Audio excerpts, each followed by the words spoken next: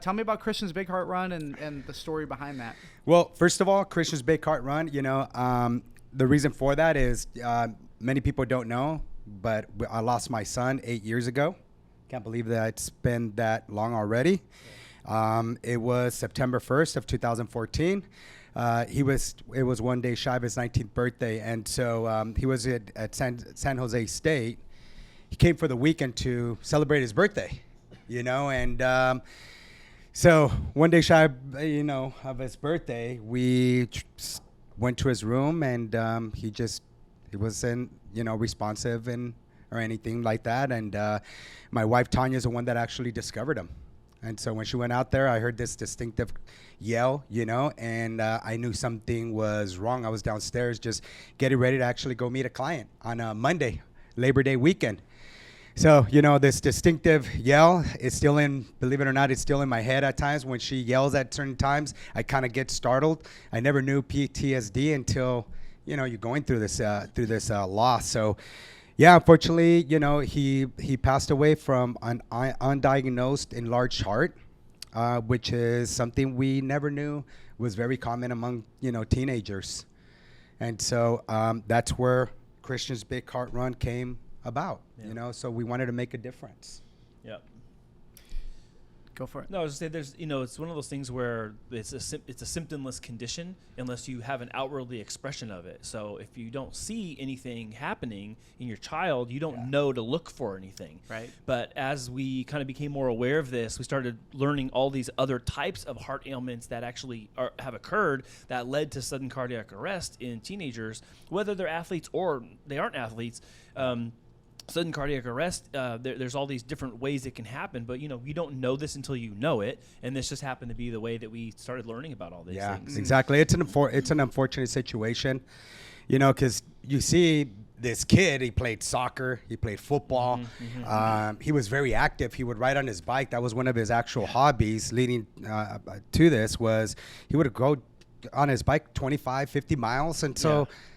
Well, somebody who has a heart condition shouldn't be able to do that, is what the brain tells us, right? Right. And so, because it's not a heart, a heart exam is not part of your annual checkup. Yep. There's no way of knowing that, and that's the least thing that we think about checking. You know what I mean? So. It took us some time. It took us at least about almost a year to find a way out. And how do we put this energy of our loss, and how do we turn it around into something positive? Yeah, and it's the work you guys are doing is insane. When you guys are doing heart screening, so if you guys don't know, they put on a 5K run, and they also have heart screenings where the community can come in and get heart screenings. And how many people do you find heart ailments with when you guys do those screenings? I'm glad that you brought that up. Just 2 weeks ago, last couple Sundays ago, we actually screened 440 kids in our neck of the woods in Eastlake. So I was really it was Christian's run started that day, which is August 28th. Then we also had in his honor an actual heart screening in our own backyard, and so we were able to screen 440 kids. We found 12 heart abnormalities, 12, all right? And we found 3, possibly a 4th one, at risk of sudden cardiac arrest. Right. Wow. That was 16 lives that were changed. Right. They were unaware, so they go to this heart screening thinking, well, I'm young. Yeah. What could be wrong or but we were able to change 16 lives that day. Wow.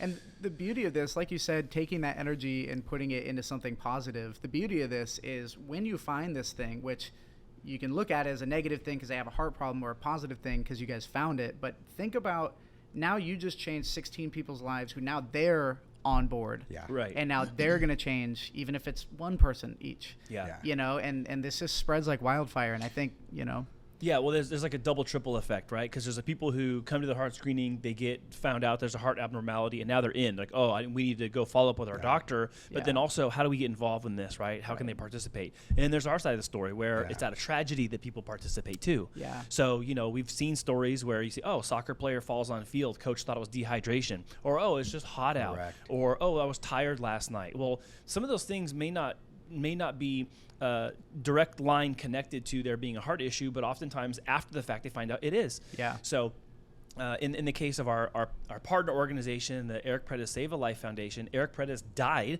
of a heart abnormality in his own home, and he was also an athlete. Correct. And so it happens to be that, you know, you're going to find people who are going to participate and jump in because they just found something out and it helped them avert a disaster, and then people that are coming in because they already lost their son or daughter. And both can help kind of advance this movement of people understanding what it is, and you're starting to see it more like, I don't want to say mainstream because I don't think it's a mainstream topic necessarily, but you are seeing a higher prevalence. You're seeing a higher prevalence of it because you see the news story or you hear about it online, and then we're not the only organizations doing this kind of effort. So there's more people that are trying to, you know, make sure that families are aware of what they need to do.